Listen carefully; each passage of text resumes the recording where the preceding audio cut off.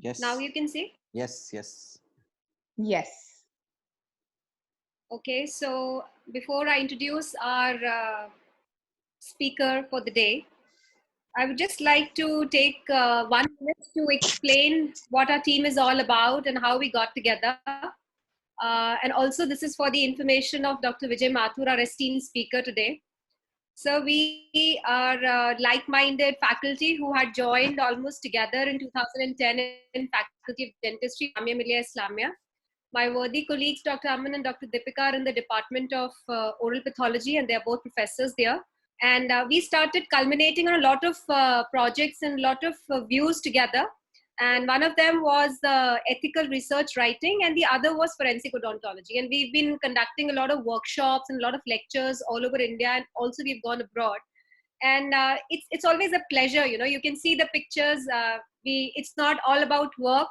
It's also a lot of play together, but we've learned a lot together. So we came up with this team, innovative pedagogical learning, very recently in these COVID times to make the best use of this time. And we've organized 3 lectures, as has already been told to you. And in these 3 lectures, the first lecture was by myself on academic integrity, opening a dialogue on plagiarism. The second was by Dr. Deepika on decoding IMRAD. And she taught a lot about scientific writing to even the newcomers. And and Professor Aman Chaudhary had talked about game citation. And we are really thankful to our partners under the aegis of A4HR, Dr. Emilio, and Dr. Goria for giving his consent for the INPAFO to be a part of this. And also to IACFI, we're very thankful to Dr. Jasuja for giving us the permission. So we have had a lot of blessings from a lot of people. So we've continued our endeavor to take the scientific writing and the research writing and conduction of the research process forward in these COVID times. And in that process, we were very lucky that you consented to give this 4th lecture on bioethics and consent process. I don't know, this particular slide is stuck, but click we are on it really and happy. click on it. I've clicked on it actually, but Okay. we're really happy Dr. Vijay Mathur is there with us today. For me, it's really a pleasure to introduce Dr. Vijay Mathur. I joined AIMS in 2003 to do my post-graduation in orthodontics, and Vijay sir was a teacher there. So he has been my teacher, my mentor for so long. I don't even remember how long we go back. But it's always been a pleasure. But I should formally introduce sir. Sir is professor and head of periodontics and preventive dentistry, Center for Dental Education and Research, AIMS. CDR AIMS, and he's been working in AIMS for the past 20 years. He has been awarded with Commonwealth Academic Fellowship in 2014 to University College London. He has more than 68 publications and contributions in books and over 240 papers in international and national conferences. He has been a member secretary for Institute Ethics Subcommittee of AIMS for 5 years. And he's currently the vice president of Indian Society of Dental Research, IADR India Division. Indian Society for Dental Traumatology, Treasurer for Indian Society for Periodontics, Scientific Editor for Journal of International College of Dentists, and Editor-in-Chief for Journal of South Asian Association of Pediatric Dentistry. It's really an honor to invite you here, sir, today. And I personally, and on behalf of my team and every participant here, wish to thank you for accepting our invitation. This is a very, very important topic that we are talking in today's times also. And as just before the lecture started, sir had been explaining how he's managing the biomedical ethics in COVID times in AIMS. And I'm so happy that sir is going to share his experience and his knowledge with us. Over to you, Vijay sir. Thank you so much. Thank you so much, Priyanka. Dr. Priyanka, I need to pass. You need to pass me the host so that I can add sir as a thing. Just click on my name. How do you do? Just click on my name and then pass me the host. Simple. Okay. Click on the participants. Admit all. Yeah, Yes, I'm the host now. Sir. Yes. We start. I need to find you first. Huh? Sir, you share the screen. Host has disabled screen sharing.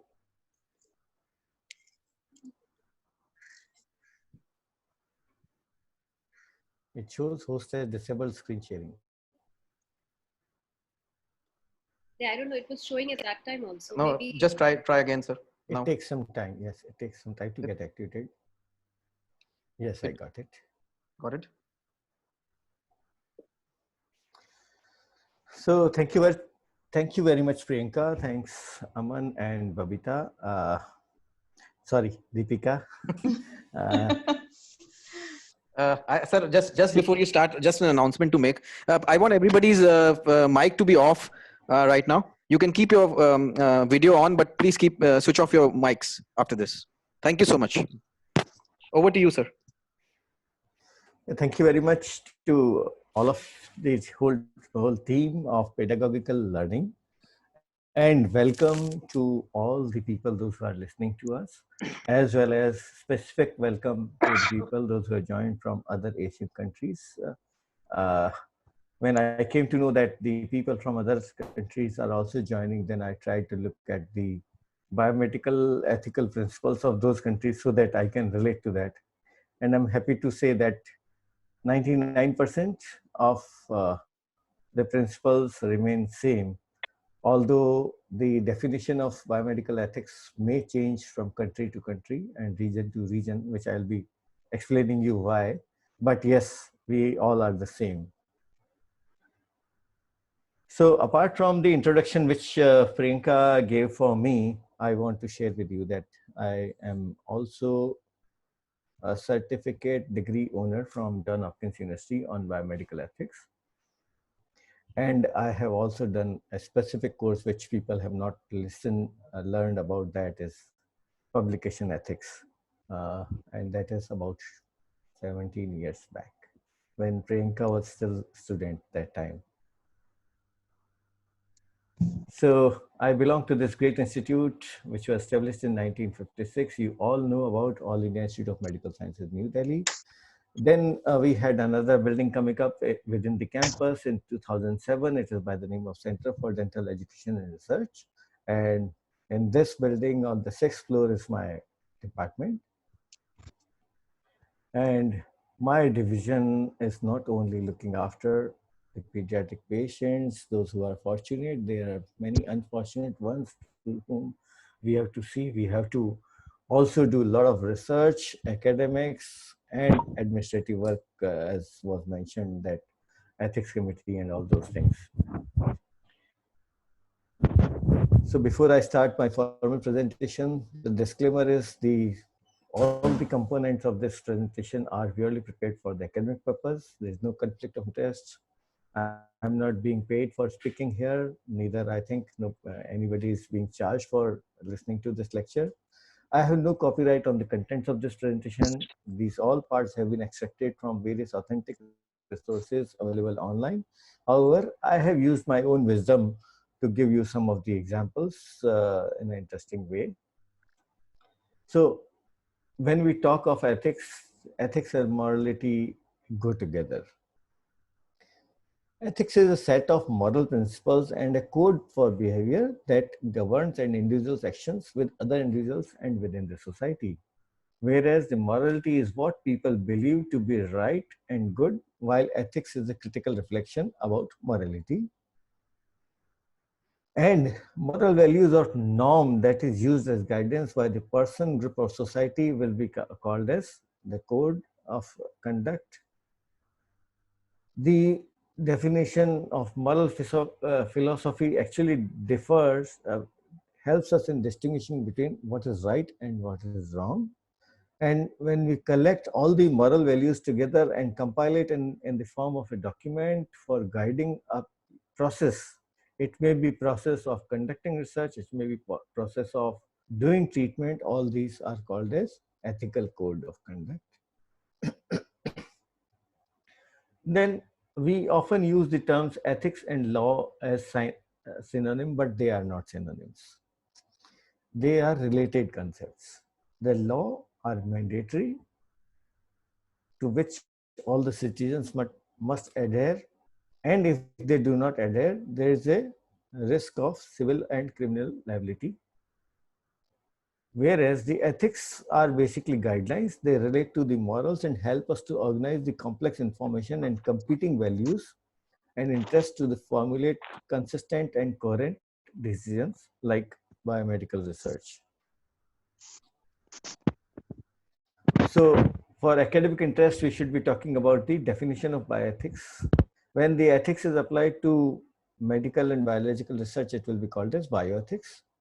And bioethics is typically a study of controversial ethical issues emerging from the new situations brought about advances in biology and medicines. It may relate to the life sciences, it may relate to biotechnology, medicine.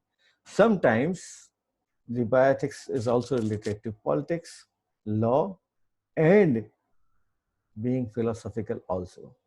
So here I would like to mention that earliest reference to bioethics is what we call as Hippocratic Oath for all the doctors in allopathy, those who are using.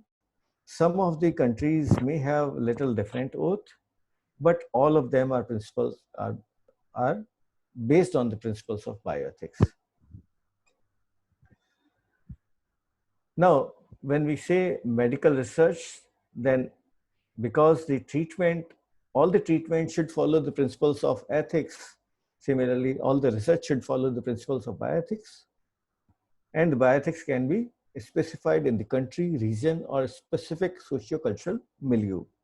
Herein, I mean to explain you that why there could be certain things which are objectionable as ethical principles in country like India, whereas they may not be normal in some of the countries. Like if I have to ask uh, as a medical history in some of the countries, and if I ask that uh, are you the biological son or daughter of your mother?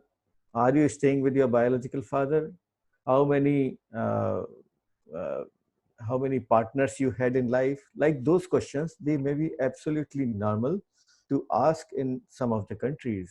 Whereas if you ask such questions in India, specifically to young age people, they may feel offended.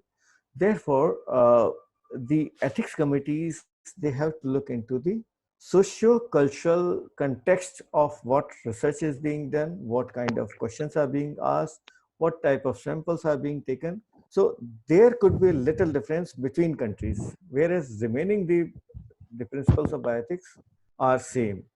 Then there could be certain principles when we are using animals for the research, or when we are throwing the used samples of research after our research, and they are likely to be biohazard. In those cases, there are country-specific rules and regulations. Some countries will have some animals allowed to be used as experiments. Some countries may not have. So that's where there's a difference between the bioethics rules between the countries. Now, when we talk of the research should not be just done like that. It should be, apart from following the biomedical ethical research principles, it should be meant for enhancing knowledge. It should be betterment of humanity in terms of being conducive and consistent to the humanity. And all research being done should have the possibility of evaluation, must be able to repeat. If anybody else wants to do the same experiment, they may be able to repeat it. And the results of your research should be presentable. There could be some time, some people might be thinking of doing some research, and then they think that, oh, if I present this, this will be a very big problem. Then such kind of research should not be conducted. Now, coming to why we needed to talk about biomedical ethics. There are many unfortunate incidents in the past. In 1902, in order to find out the treatment of plague, some of the scientists injected plague virus into unsuspecting victims to find out what happens to them, to find out what is the natural history, how the immunity develops in those people.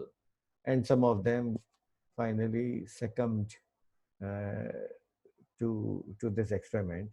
In 1906, cholera infection was given to the prisoners to see the natural history of natural course of action of the cholera and how people die. So because these people were prisoners, they were put to experiment and it was inhuman. Then another experiment during those times is the army doctors in Europe, they did not give vitamin B to some of the prisoners to induce the disease called beriberi and to study the further course of action. So they were put intentionally to a disease. Similarly, in 1946, Rockefeller Institute used injection of syphilis organism to the people to study the course of the disease. In US Army 1955 did a biowarfare, they made whooping cough organism and they reported it. 1937 to 1972 Tuskegee syphilis study. Then there were a lot of experiments of Nazi prisoners, even anesthetic uh, gases were also tried on them. So these all were inhuman experiments, which have led people to think, the researchers think that no, we are doing something wrong to the human beings. Similarly, in dentistry, we have one very big landmark study which went on for 10 years by the name of Wycombe study. It was a mental hospital where the children and adults were being kept. They were intentionally given certain types of food to induce caries and to see what happens if the caries progresses.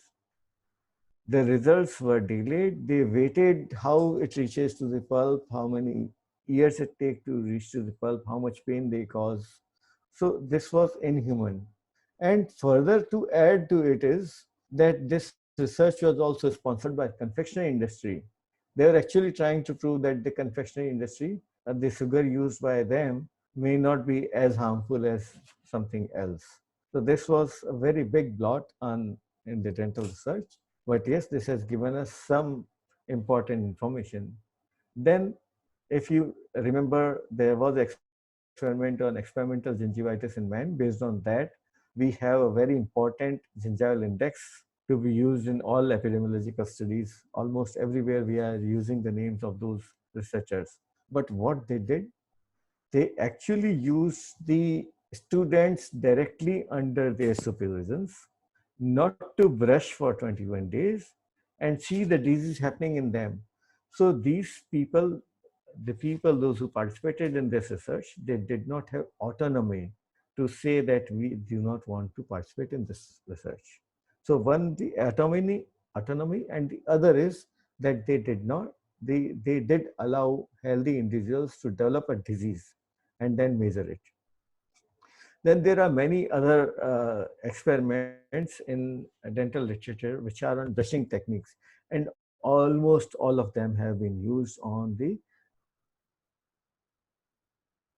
students under them. Some of them have in the school children, some of them have used on the dental graduation students, postgraduate students, like that. Then certain unethical principles were there when water fluoridations were done in certain areas in US. So they reduced the fluoride level, and that actually resulted in a lot of fluorosis related spots in the primary and permanent teeth of the children. So there were also, it was a mass level decision in which the individual autonomy was compromised. If you are staying in that area, mayor has taken the decision for participation of you in that particular kind of research. So such things will be extremely if you try to do today. Then in the recent times, means about 20-25 years back, this new compound called arginine was tried in a toothpaste by a US company in specific areas where people from pure socioeconomic status were staying in China and Thailand. They did try their new toothpaste. They gave free during the time of experiment. And after the completion of the experiment, they said that we cannot make this toothpaste available for this population. So in that case, they also did not follow some of the ethical principles. I will be coming to that in future in some examples. Now, the background for creation of the ethical guidelines dates back to Nuremberg Code, when the researchers they gathered in a place in Germany, and they made certain rules for themselves that the medical researchers will now onwards following certain system of doing humanity-based research. So after that, in 1964, the World Medical Association they did a declaration of Helsinki, Japan, that had got three basic principles uh, uh, as the main idea behind having some rules for biomedical ethics. But the details of the three principles were described in USA in Belmont Report in 1979. Initially, there were three principles. The fourth principle of non-maleficence was added in 1994 by World Medical Association. Then in 1996, when the inter-country clinical trials were at its peak, at that point of time, the researchers from across the world, they sat together and they did have a conference called International Conference on Harmonization for Good Clinical Practices. So there they came out with more elaborative principles of biomedical ethics specific to research. Then the WHO in 2002 made a center for biomedical ethics specific for coordination of various researches which are being done as a multi-country research. And in year 2005, UNESCO also tried to help in understanding of biomedical research by various professionals by creation of uh, chair on bioethics. They did a meeting in Haifa, and then they created a bioethics chair Haifa for UNESCO. And now they are represented as non-governmental professional groups of people promoting biomedical ethics across countries. They have made several groups, and in India, I think one of the person from Jamia University is also a member of UNESCO chair by Haifa as of today for dental in India.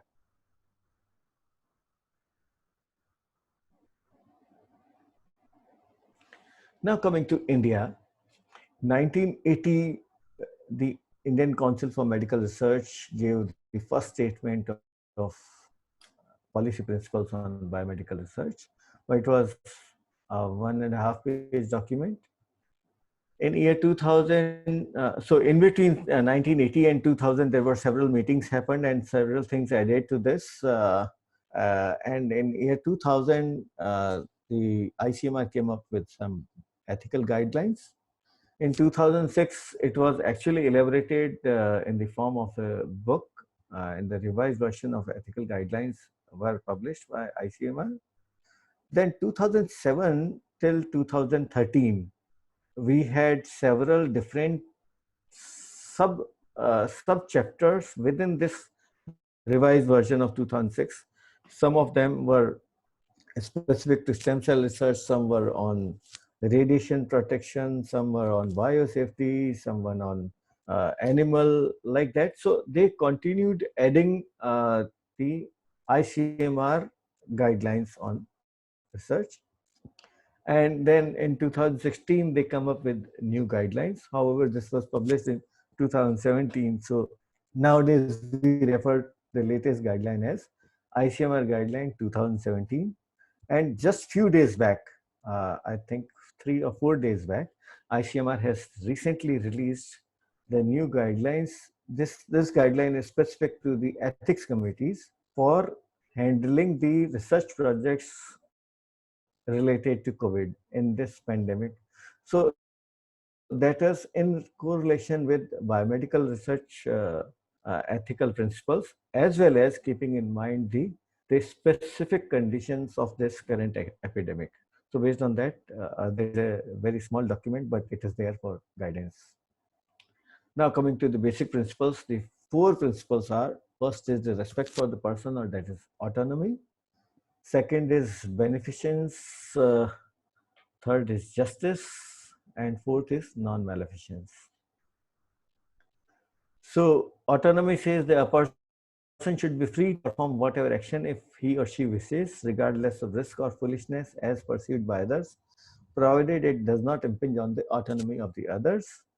So we need to follow that. We need to allow the patient to choose to participate in a biomedical research. And this autonomy is not absolute, it is contextual. Here I would like to give you an example of a person who's been brought to a hospital as unconscious, and there are certain medicines which can only be tried on such unconscious patient, like post-trauma or post-stroke or something. So in that case, how will we take the consent of this person? The person's autonomy is hampered at that point of time. So the researcher gets a permission from the ethics committee to start the trial, try the drug, and after the patient regains consciousness, then we take the consent from the patient. However, till the time, if there is a relative available, that till that time the relative can give a consent.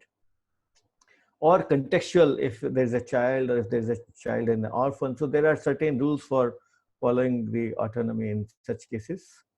The principle of beneficence says that one should render positive assistance to others and abstain from harm. That is called as minimalist principles of non-maleficence.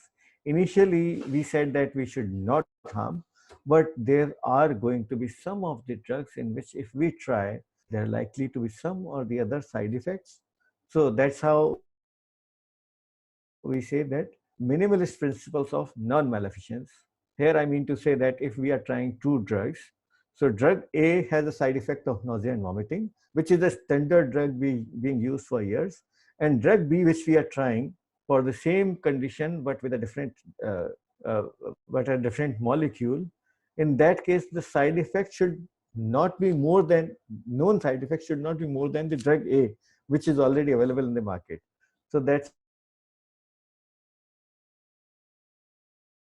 how we call it minimalist. That is individuals for harming others. The beneficence can be adjusted in certain where the patient's values and priorities are being challenged. We may think that we are going to benefit the patient by inclusion in that particular trial, but patient's autonomy is to be seen first. The beneficence is second. And if there is going to be some benefit if there is no benefit from intervention, then yes, you are likely to include that patient. If the burdens are disproportionate, like current times, if some patient is found to be corona positive and he says that I do not want to go into isolation, I do not want to participate in the research, and I do not want to get the treatment, but then the burden is going to increase on the society, it is going to harm others. In that case, we may think of something else. In case of lack of cost worthiness, also we may forego beneficence. And if there are limitation of resources in the groups, in the countries, then also you can leave that behind. The justice, the principle says that the people should be given what they owe, what they deserve, and what they can legitimately claim. Means this principle tells us to treat everyone with equal opportunity unless there is a morally relevant difference requiring persons to be treated unequally or differently. So there could be some like that we do the randomization actually. So I may not go into the details, I think it's taking a long time. So we should give considerations to proper allocation of benefits and burdens within the social context. Non-maleficence is very clearly do not harm or avoid doing any harm. I think I've explained it already in the earlier slides. Then there are going to be certain general principles while doing biomedical research. Essentiality is, if it is essential, then only do the research. If there are certain things which are proven otherwise, you may not try to prove the same thing. Voluntariness, I've explained earlier, but here I would like to mention that this has been particularly in terms of when in a medical institution, when they try to say that you participate in this research, you will get free medicines like that. So that comes under um, that's not voluntariness. No, you have given some indication of benefit. Then the principle of non-exploitation is, it's meant for the vulnerable groups. If the poor person is there and if he is given an information that if you participate in this particular research, you will get medicines free, then it is not correct. Then all researchers, we should ensure the privacy and confidentiality of the participants, especially in terms when there is something related to suicide idea, homicidal tendency, people, those who are HIV positive in current days, if they are COVID positive. For research purposes, we should not be actually declaring their status in public. In this, I would like to give very important example that about 15 years back, the Indian Council for Medical Research helped some researchers in doing epidemiological survey in some parts of in the middle of India, whereas a village population was found to be having a specific disease related to the red blood cells. So these researchers, they did a very good research and they published the data in a journal, and they wrote the name of that village in that journal. Some of the local newspaper caught that information and they published with the village name in the newspaper that so-and-so village people, all of them are found to be having this specific condition related to red blood cells, and which is likely to cause so-and-so effects or a risk to their lives. So what happened is that the other people in that area, they stopped marrying their daughters into that village. And this village was actually socially delineated and nobody was ready to even go there. So then it became a very big ethical problem for Government of India, and then they tried to withdraw all those information, and then they tried to do certain things to correct that part. Then principles of risk minimization, I have already explained. Principles of professional competence comes when a person who's not competent in that particular subject and tries to do a research, so that need to be monitored by the ethics committee. And we have some examples where the biggest trials on cardiac stent have been done on the name of an orthopedician, because that although the work was being done by a cardiologist, but the principal investigator name was of an orthopedician because this person was the owner of the hospital, and he said that the trial should come only on my name. So this kind of thing should not be allowed. The principles of accountability is that all the people involved in the research should be accountable for their actions. The trial should be conducted in a fair, honest, impartial, and transparent manner. And the data of the patient should be retained for the required period. This required period is normally 7 years for the raw data as of now in our country. It used to be previously 20 years, now it is 7 years. And so 7 years as hard copies of the original data need to be retained by the institution, even if the person retires, and indefinite period in the electronic form. So that is the new rule in Government of India. Then there is going to be a principle of maximization of the benefits, where we try to maximize the benefit to our research participants, those who are directly or indirectly helping us in the research. And sometimes if the direct benefit to the research participant is not possible, then we should see that overall this research is going to benefit to the whole society. Like the current days, we are doing a trial which is plasma trial. And this plasma trial is likely to benefit some of the patients, but some of the patients are likely to succumb to the treatment. So there is no direct benefit to the participant, but overall, if this method develops in a proper way, then probably it's going to be a big benefit to the whole society and whole humanity. Then institutional element says that a researcher cannot work in isolation. Whichever institution that person is working or whichever body that person is working, they should take the overall, because we all know that we are there today, we may not be there tomorrow. Nobody can predict that how long I'm going to be there. So if I write a project for 3 years, even if I'm not there, it should be able to be done. Or at least, even if the project has to be closed, the people, those who have been already recruited, the people, those who are already on treatment, their process is not stopped at least. So institutional arrangements is nowadays very, very mandatory while doing biomedical research. Then the transparency, the previous slide has come with the trial of the conduct.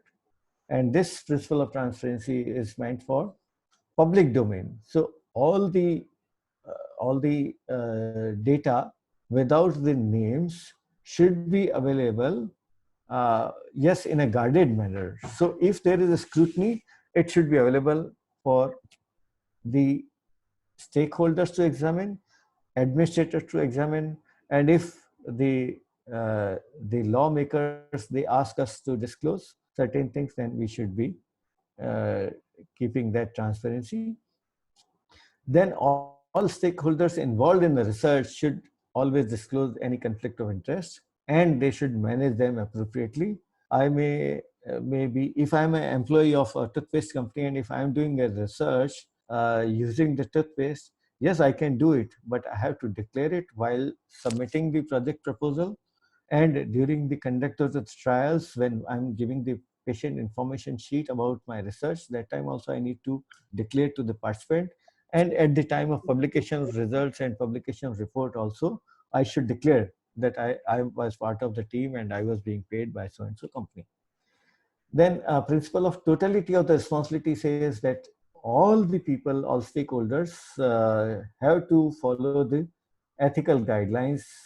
It's not that the principal investigator of the project has given in writing that they'll follow the principles of ICH, principles of biomedical ethics of the institute, but they employ certain people for the project, or they send some people for data collection in the field, and they do not follow this system because they are not employed under that institution, but they are employed under the project. So that should not happen. The totality of the responsibilities lies with the people, those who are applying. All persons involved in the conduct of the research will have to follow the same guidelines. Now coming to the next part of my presentation is informed consent process. Consent process is providing information to whom and how much, that has to be detailed. Comprehension to the participant, how to ensure that, and how to ensure that this particular information which we are giving to the patient, how we inbuilt the voluntariness so that it does not look like inducement. And also this voluntariness should be documented with the help of witness, in case of minor with the legal representative or parent, and the consent form should have the details about the doctors and the head of the institution. So it is a process of, so I would like to say that informed consent is not only one form which is to be filled. It's a process. It is process of obtaining voluntary participation of the prospective participant to the research related study. And it is entirely different than consent to be treated in a hospital. So some of the hospitals have on their OPD card or while making the OPD card on their registration counter somewhere, there is something pasted that by paying rupees this much for making a OPD card, we consider that you are consenting to be treated, examined and radiographed or photographed in this hospital for the treatment purpose. So that is only for the treatment purpose, that is not for research purpose. So that consent in general cannot be treated for research. For all research, you need to take a separate consent, which mentions that the proposed participant is going to be recruited for a research project. The informed consent also protects individual autonomy to freely choose whether or not to participate in the research. The process of consent involves three components, and these all three components are important for researchers. First is providing relevant information to the potential participants. Second is ensuring the information is comprehended by them. So you cannot give a 20-page information about your project, or you cannot give the whole your bunch of your papers of your project and ask the patient to read it and sign on some papers. No, it has to be first given them to read in the language which they can understand. The level of comprehension should be for them. Once they read, after that, if they have any questions, we should allow them to ask us, and we should answer them with utmost honesty, without any inducement. And third part is ensuring the voluntariness of participation.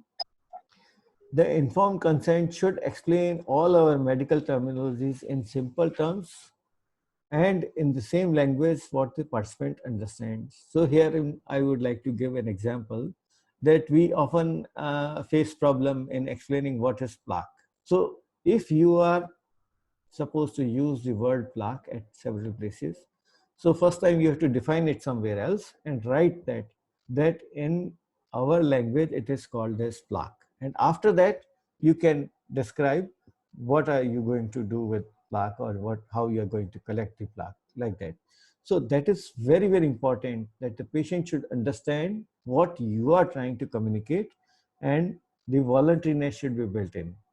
It should mention very clearly that even if you decide not to participate in the study, or even if you decide to withdraw at any point of time during the study, still you will still get all the benefits, or you will be treated as if you would have been treated otherwise normally in the hospital. The consent form should also write if you are going to give any reimbursement, but it should mention that it will be given as per actual. If you give flat rate, then it is considered as inducement. You should not give any additional cost to anyone for participating in the research. And this is when I'm trying to say this is only for the academic research. Yes, there are certain rules for phase 2 trials in which we recruit voluntary individuals. There some rules are different, and I'm not referring to those here in these slides. And the consent form, your information sheet should also mention that the medical care will be provided to you at no cost. We should not write anything that you will be provided these medicines free, which is otherwise for this many thousands of rupees. So that it will be inducement. And one is very important aspect here with respect to the trials which are involving children, that if the parents are not there and a legally appointed representative is there, especially for the children, those who are unfortunate that their parents are not there, or they are from the orphanages, you are not supposed to give any amount to the legally appointed representative to them. Otherwise, it will be considered as inducement to participate. So preferably the trial should not include those children. The privacy and confidentiality should be mentioned in your consent form. How will you maintain the privacy and confidentiality while recording data, storage and communication, while publishing, and you will explain that how you will ensure that there will be no stigmatization. And if there are biological samples which are supposed to be stored for a longer time, then they should be anonymized. Like a vial of blood sample or plaque is being kept somewhere, you may not write the name of the person A, date of collection this much. No, you need to write only the patient ID, date of collection, age, gender, whatever you want to write, but you cannot write the name on that. So anonymized sample should be there. Then the benefit risk assessment should be there in the consent form. You will explain them how much risk they have. Even if they have very minimal risk, you have to write it that if we are going to do a root canal treatment on you, we are going to give you an injection this injection is likely to be having the same amount of risk as it would have been otherwise if you would have not been participating. Like that, you need to mention very, very clearly. And then you have to also mention that what benefit the participant or their group of people or their society or their country or their city is going to get out of this. You cannot write general statements. Then there are a few more principles which need to be taken care for vulnerable or special population, like I explained in terms of that particular village. Then there are going to be certain children and orphanages. There we face problems. Then there are going to be certain religious groups or tribal groups where the community engagement is also important. So there, taking consent of only the person may not suffice. There you need to take the help of the Gram Panchayat or the village head or the head of that particular group while doing the research.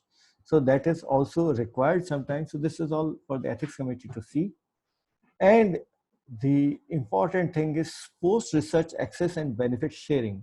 So if I am going to do a trial in a population for a drug, which is currently not available in this country, but after my research is over, for next 10 years, my company or my institution should make it available for that particular group of people where I have done the research. So that is very important. That's where I give the example of Thailand and China that toothpaste company did that. Now, this question is often asked that does ethics drive the law or the law derives the ethics? We often use the word that so and so person has done unlawful or illegal research while doing this trial. We often use both the words synonyms, but they're actually not synonyms. In certain areas, ethics drives the law. It helps the law in understanding certain aspects. And in certain areas like current pandemic situation, here the law is driving the ethics. So we can forego or we can compromise on certain ethical principles because as on today, our country is under the implementation of the Epidemic Act. And under Epidemic Act, some of the freedom of the citizens have been taken away. And under that rule, yes, some of the biomedical principles, biomedical research principles may also not be followed. I have already given some example. So take-home messages are, if you say that I did not know about the bioethics regulations of your country, that is not acceptable. It applies to all. So everybody needs to be much aware of whatever the rules of this country, of the city, of the town, and of your own institution. You need to follow that. Like the science of dentistry, bioethics is also very, very vast and evolving branch. It keeps on changing, as I mentioned previously, and the people, those who are active, they would know that there are certain forums which are constantly evolving and giving newer principles, newer systems to the world. And I know that many teachers are there in this, those who are listening to this lecture. For them, the message is, please introduce bioethics, formally teach them in the undergraduate and postgraduate curriculum. Do not keep it as one short note coming up in the examination. You need to teach them in details. It requires a lot of hours to study. Our colleagues in the Medical Council of India, they have already made certain rules that for undergraduate, they need to have at least 18 hours of learning on biomedical ethics. And postgraduate, I'm not sure in the medical sciences, we have chapters. And what happens is that our students, postgraduate students specifically, they only prepare it as a small short note coming up in the exam, and they actually do not read, do not understand the whole biomedical ethical research principles, and most often while doing thesis, they do not follow them. So it's our duty as teachers to train them, teach them. Thank you very much. This is my family in the dental center AIMS now. When Priyanka was there, I was the only one pediatric dentist, and today you can see this many we have. Thank you very much, Aman. Thank you very much, Priyanka. Thank you so much, Mathur sir. Before I start talking, okay, I have someone to admit. Sir, can you stop the screen share? Okay. Everybody to mute still, to keep yourself mute a little. Okay.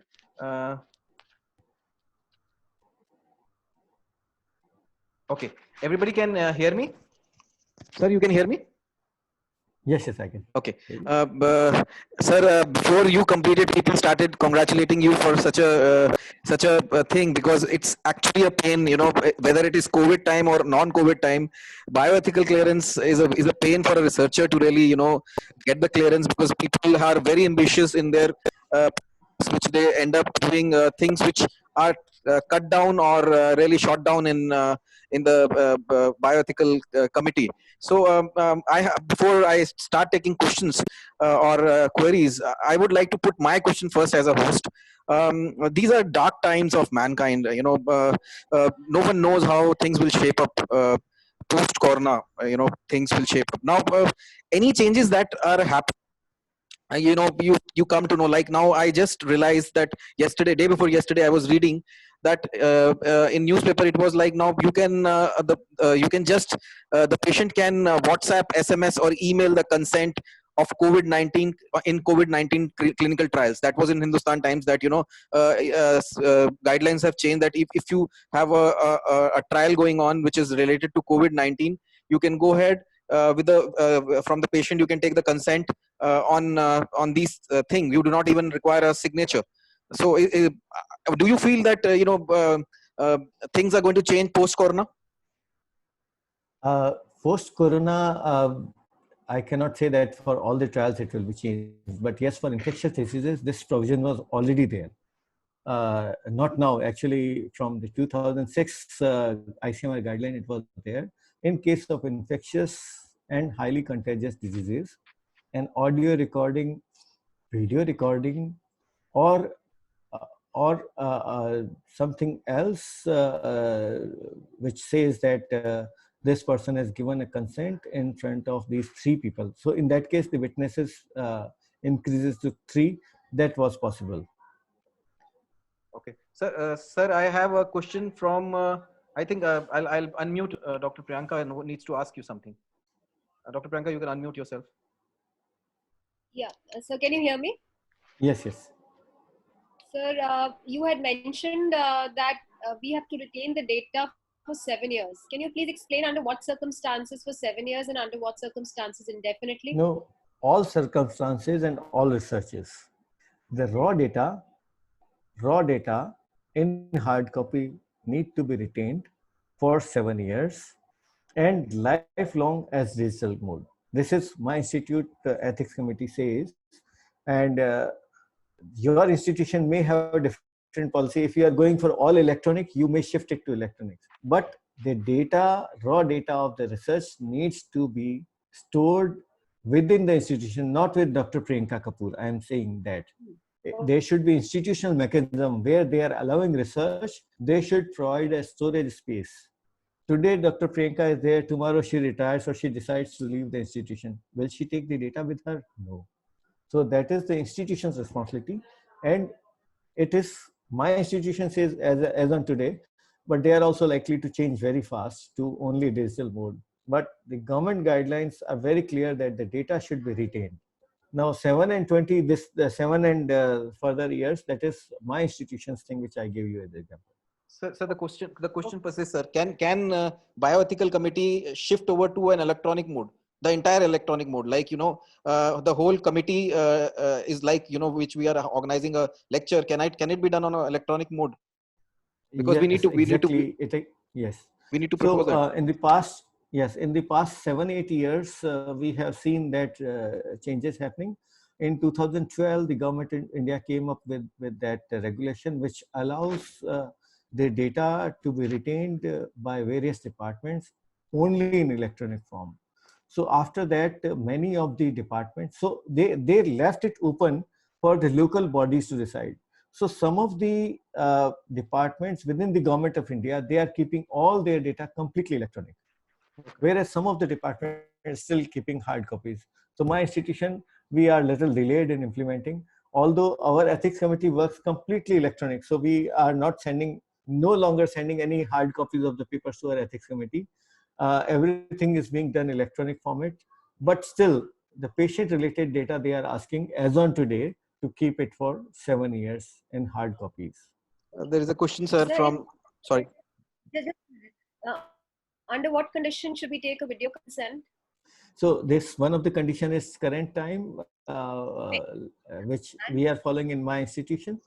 And then there are certain clinical trials in which the chances of exploitation are very high. In those cases, the Supreme Court has given some guidelines in year 2014, February 2014. There are certain guidelines by Supreme Court, and they are actually meant for only sponsored clinical trials. They are not meant for academic trials.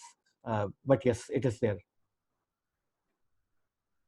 Pharmaceutical sponsored clinical trials, I'm trying to say, but there are certain conditions.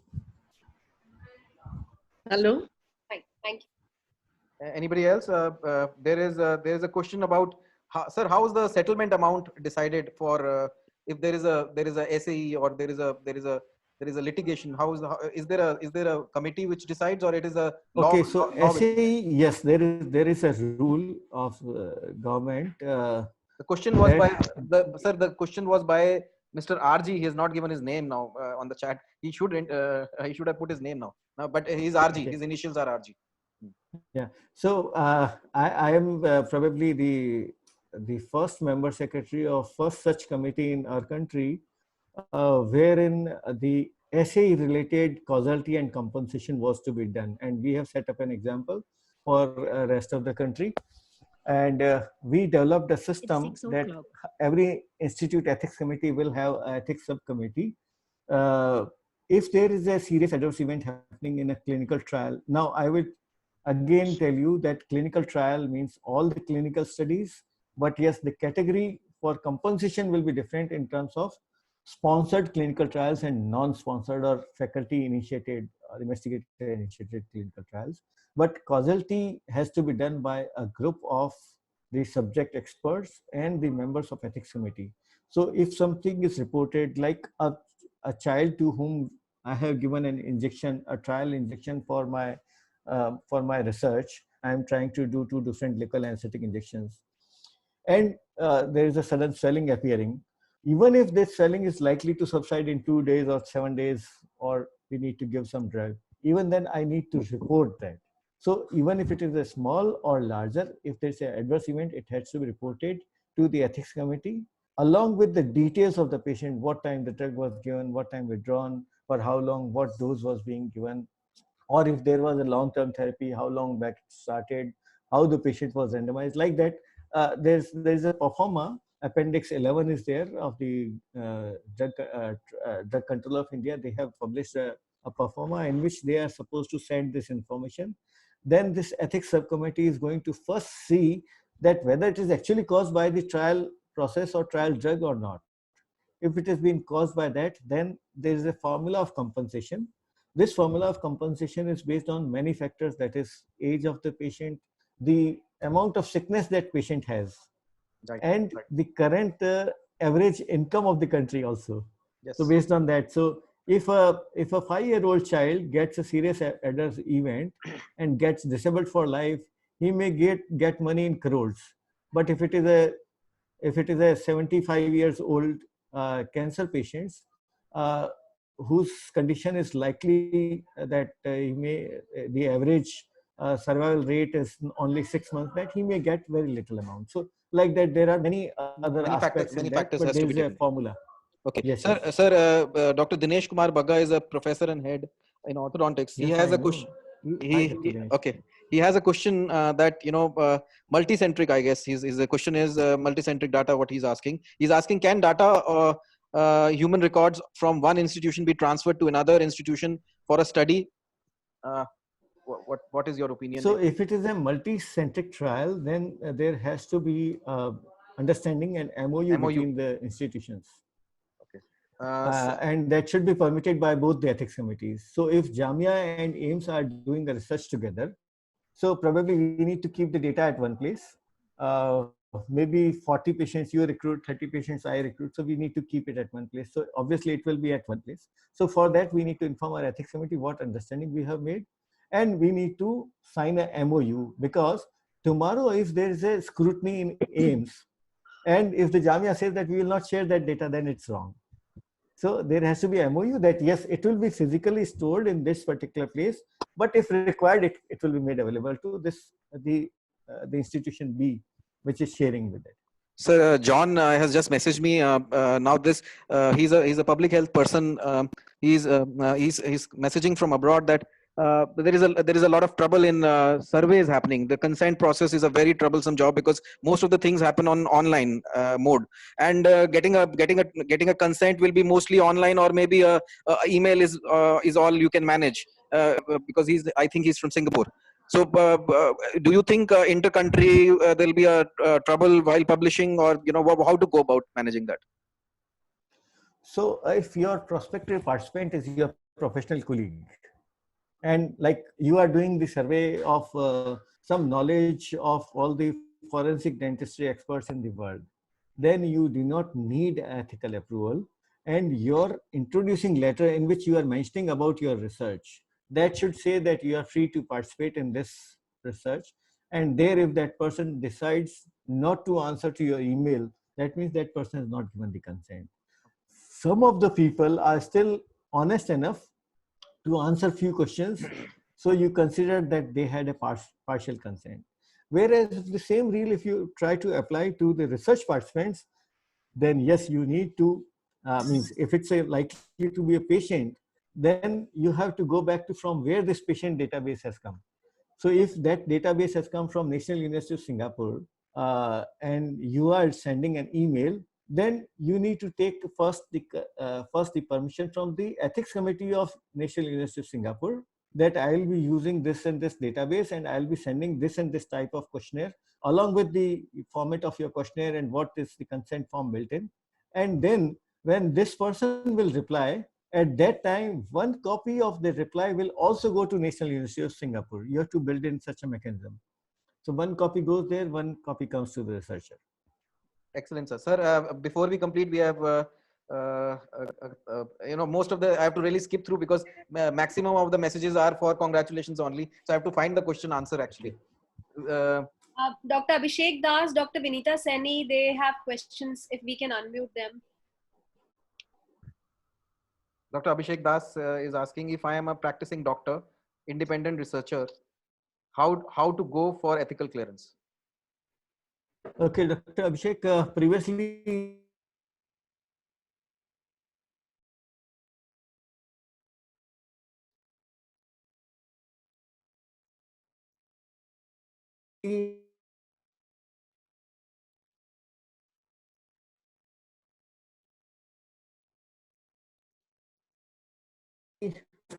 each region, and that list can be obtained from ICMR website. So you can approach them, whichever is applicable to your zone or your area.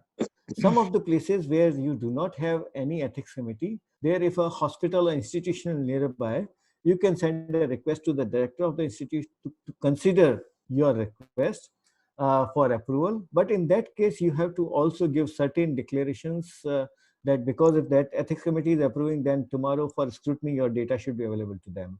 And actually, they should also be allowed to come and physically also check if the research is being conducted in a fair and transparent manner or not. So that is possible nowadays. Okay. Any more? I think we'll take the last question now.